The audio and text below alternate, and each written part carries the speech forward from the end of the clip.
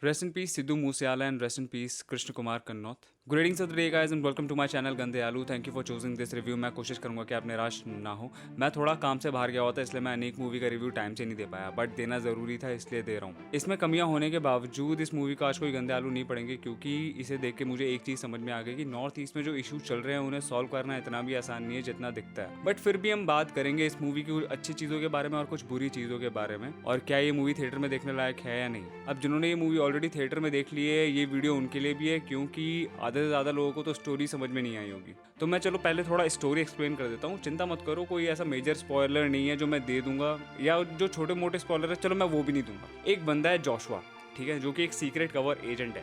ये जो कहानी है इसके आसपास ही घूमती है, और इसके आसपास 5 पहलू है कहानी के. पहला पहलू है इसके 2 बॉस, जो कि कुमुद मिश्रा और मिस्टर मनोज पावा, ठीक है. ये दोनों इसके बॉस हैं, दोनों मिनिस्टर्स हैं, लीडर्स हैं, जो कि इसे अलग अलग मिशन पे भेजते हैं.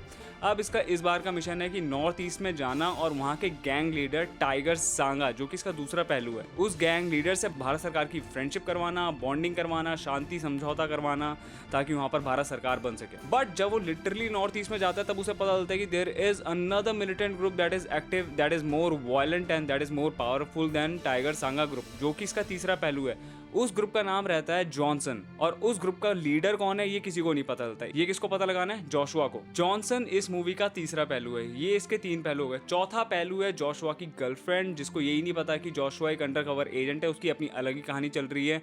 वो एक बॉक्सर है और बॉक्सिंग इंटरनेशनल चैंपियनशिप में इंडिया को रिप्रेजेंट करना चाहती है, बट हो जाती है रेसिज्म का शिकार, क्योंकि सिलेक्टर्स को लगता है कि instead of sending a North East girl we should send a girl from Haryana. और बाद में ये डिसाइड होता है कि इन दोनों की आपस की फाइट में जो जीतेगा वो इंडिया को रिप्रेजेंट करेगा. ये इसका चौथा पहलू था. 5वां पहलू है कि नॉर्थ ईस्ट में जहां पर जोशुआ और उसकी गर्लफ्रेंड चाय या कॉफी पीते जिस कैफे में, उस कैफे की मालकिन का बेटा बहुत छोटा है और गांव में रहता है, और वो बस मिलिटेंट ग्रुप में शामिल होने की कगार पे खड़ा हुआ है. तो अब क्वेश्चंस ये उठते हैं कि क्या टाइगर सांगा और इंडियन गवर्नमेंट के बीच शांति समझौता हो पाएगा, या जॉनसन नाम का ग्रुप इसके बीच टांग अड़ा देगा. क्या जॉनसन ग्रुप के लीडर का नाम पता चल पाएगा? क्या जोशुआ की गर्लफ्रेंड वो बॉक्सिंग मैच जीत पाएगी? और क्या ये छोटा बच्चा मिलिटेंट ग्रुप में शामिल हो पाएगा या नहीं? इन क्वेश्चंस के जवाब ढूंढने के लिए आपको मूवी तो देखनी पड़ेगी. बस इतनी सी कहानी है. लगी मुश्किल?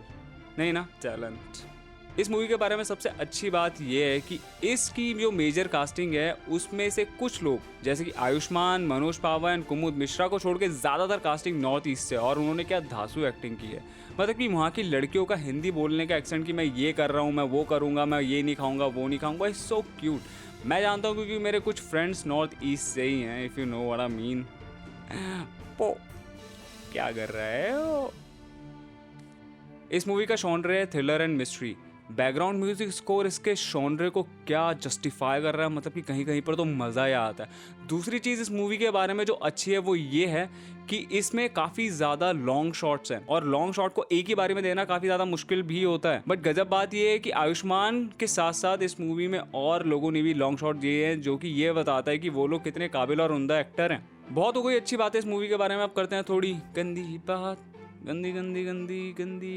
पहला निगेटिव पॉइंट इस मूवी का है इसकी स्टोरी. मूवी में 5 पहलू दिखाने का मतलब है इसमें उन्होंने एटलीस्ट 4 टॉपिक्स कवर किए हैं. पहला पॉलिटिक्स, दूसरा गैंग वॉर, तीसरा रेसिज्म एंड चौथा बच्चों का मिलिटेंट ट्रूप्स में शामिल होना. अब इन चारों ही टॉपिक्स को एक मूवी में दिखाना मेरे ख्याल से मूर्खता थी. इतने सारे प्लॉट से ऑडियंस को कनेक्ट करने के लिए डायरेक्टर को इसका स्क्रीन प्ले स्लो करना पड़ गया, और वो इतना ज्यादा स्लो हो गया कि मूवी बोरिंग होने लग गई. और कहीं ना कहीं ये बात मेरे ख्याल से डायरेक्टर को भी पता थी, इसलिए उसने मूवी के एंड में एक सस्पेंस डाल दिया, और वो भी इतना ज़्यादा इम्पैक्टफुल नहीं था. ये मूवी एक पेस से शुरू होती है, एक पेस पे ही चलती रहती है और एक पेस पे ही खत्म हो जाती है. सिनेमेटोग्राफी इज गुड, बट उसमें भी कोई ऐसा वाव मूवमेंट नहीं है. और सॉन्ग्स के तो मैं क्या ही बोलूँ, उसमें तो ऐसा लगता है कि उन्होंने कुछ मेहनत ही नहीं की है. Absolutely ineffective.